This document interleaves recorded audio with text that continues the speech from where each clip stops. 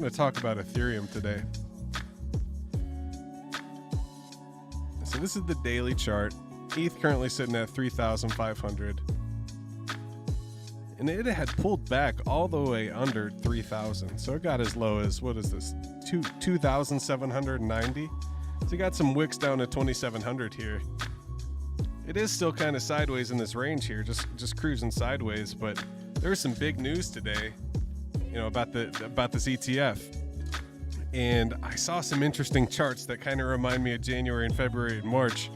They're starting to talk about the exchange flows of Ethereum, how much Ethereum is being pulled off exchanges. And that's exactly what we were talking about with Bitcoin when the ETFs started happening. How much Bitcoin was flowing off of the exchanges into the ETFs. And now that that talk's starting to happen with Ethereum, it's getting me really, really bullish on it. Let's just dive right into it. Why not?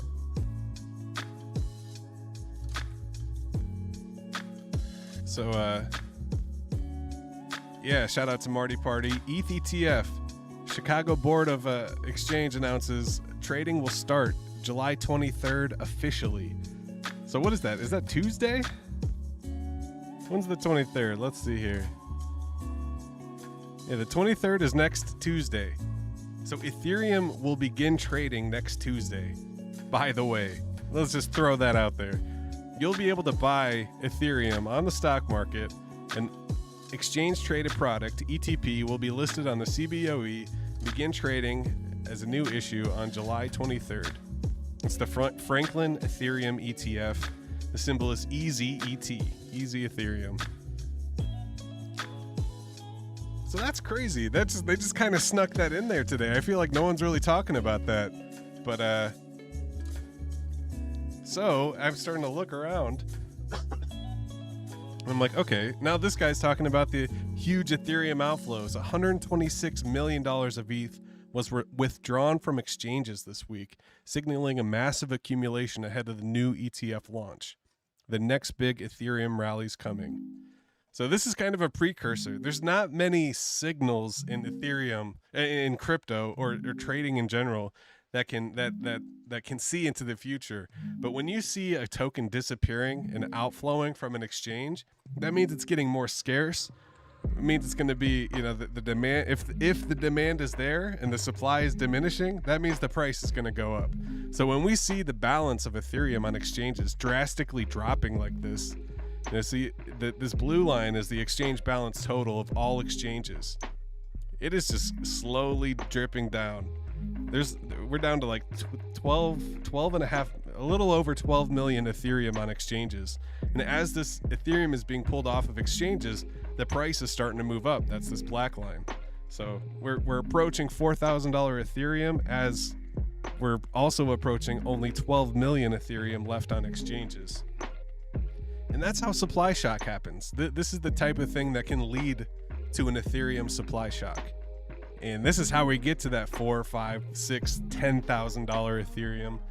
And what's interesting about Ethereum compared to the Bitcoin ETF is Bitcoin DeFi, quote unquote DeFi, is a little different than Ethereum DeFi. Bitcoin doesn't really have pools and pairs like Ethereum and EVM chains do. So when you have something like Zen, let's go ahead and pull it up. We'll go over to Deck Screener, see how the Zen chart's doing. When you have something like Zen,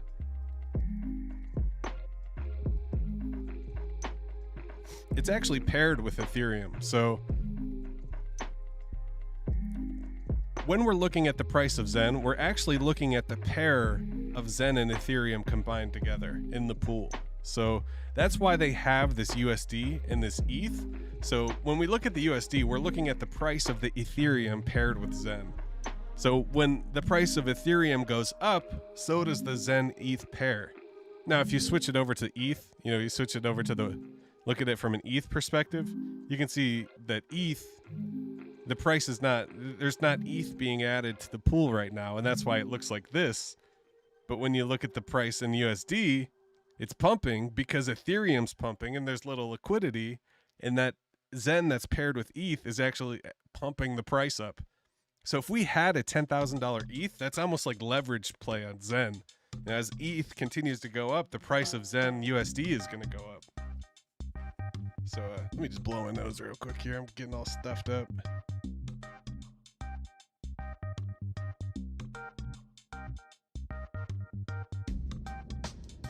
All right, so that's some really bullish news for Ethereum. It's getting really exciting. So the CBOE is the Chicago Board Options Exchange. They're basically the biggest exchange. And yeah, it's confirmed. So Decrypt also confirmed it. Many major investment firms have gotten the green light from the SEC to list spot ETFs in the US. So here's a running list. So we got Blackrock, we got Grayscale, you know, the big players. We got the ARK Invest 21 shares. We got the ProShares, the Fidelity, VanEck, Hashdex, Franklin Templeton. So this is kind of the interesting one. This is the one that we were just talking about that was approved for trading on Tuesday. They were highly against crypto at first, and I think they kind of flipped along the way. And then they launched their Bitcoin ETF, the EasyBC, and now they're going all in with the ETH ETF. Got the Invesco, got the Bitwise. So we got a bunch of Ethereum ETFs that are all going to be competing to fill their bags with ETH. And that's really going to trigger anything that's paired with ETH. I think anything's that all of these ETH, I call them derivatives. They're not true derivatives, but I call them derivatives. They're going to absolutely fly. Things like Chainlink and Optimism and, you know, Arbitrum and even memes like Pepe, Ribbit. Shout out Jonathan, what's up? So that's pretty exciting. That's some big news for Ethereum coming. We'll see how that goes next week. And here is the official press release. Breaking news: SEC green lights Ethereum ETFs. This was earlier today. Just given thumbs up to 2 Ethereum ETFs: Grayscale's Mini Trust and ProShares Ethereum ETF. So in addition to Franklin Templeton's, we also have Grayscale's Ethereum Mini Trust and ProShares Ethereum ETF. So not only do we have one ETF coming next Tuesday, we have multiple that are going to be trading on the stock exchange. These ETFs will be listed on the New York Stock Exchange ARCA platform. Trading set to kick off July 23rd. Fees range from 0.1, and that's really all they care about. They just want to collect their fees from the trading. But since it's a spot ETF, they actually have to buy and hold the Ethereum, and that's going to make things go crazy.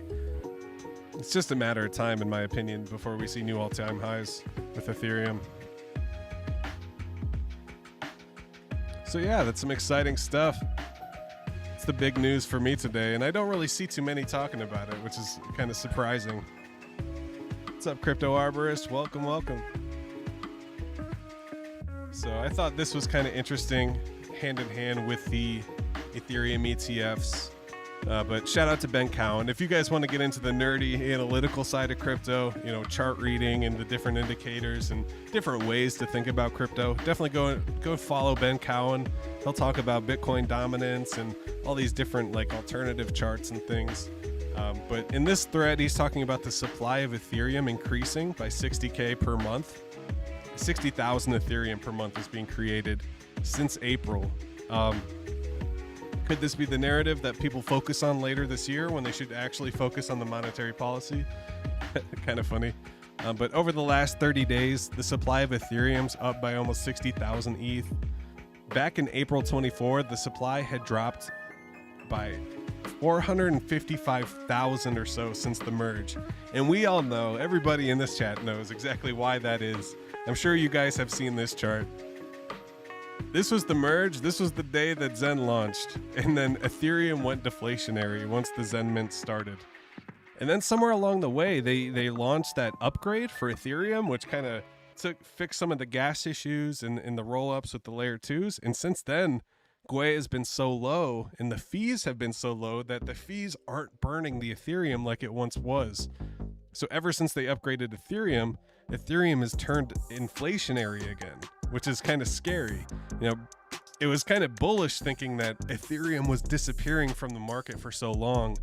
And now, since they've quote unquote fixed the fees and the gas problem, I still think it's a problem, but since they quote unquote fixed the gas problem, now more Ethereum is being created than ever.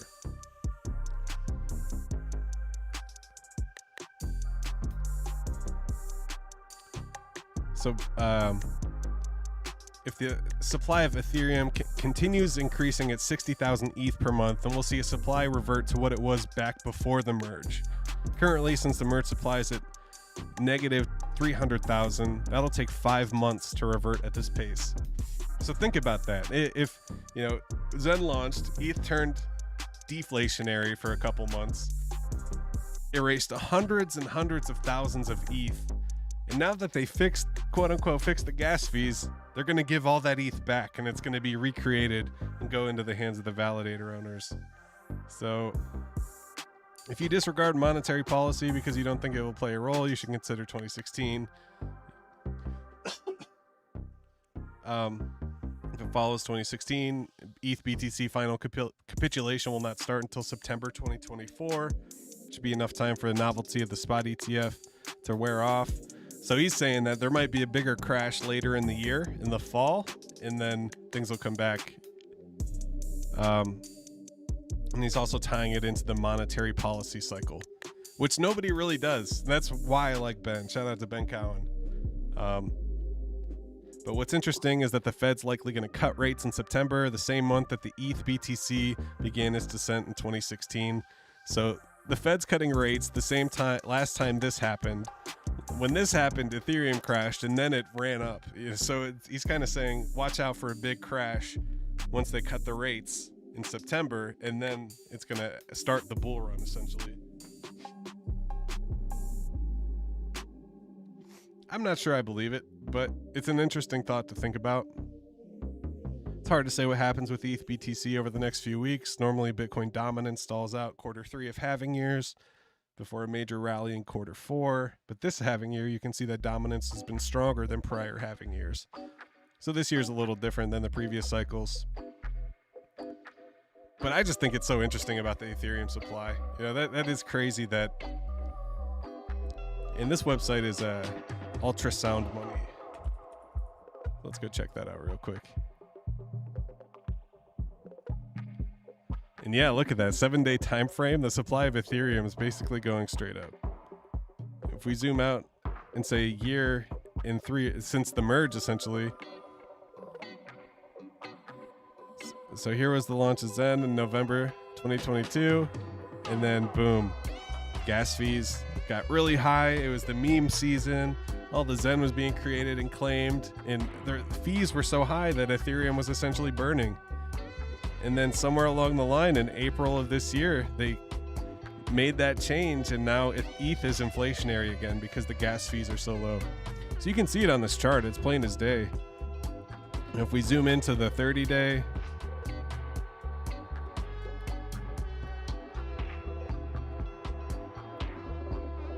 so there's been 12,000 ETH in the last week created, and there's 60,000 ETH in the last 30 days.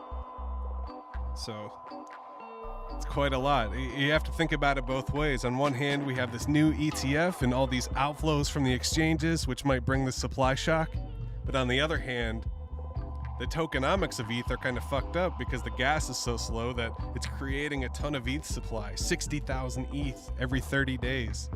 So it could erase all that deflationary pressure that it had. That's insane. And it's kind of interesting because it's just going back to the whales who run the validators anyway. So the people that have all the ETH are getting all this extra ETH. In the last day, there's been 1,800 ETH alone. They burned 600 while creating 2,500 ETH. So supply is going to continue to grow, which is not bullish for ETH. It's kind of a catch-22 if you think about it.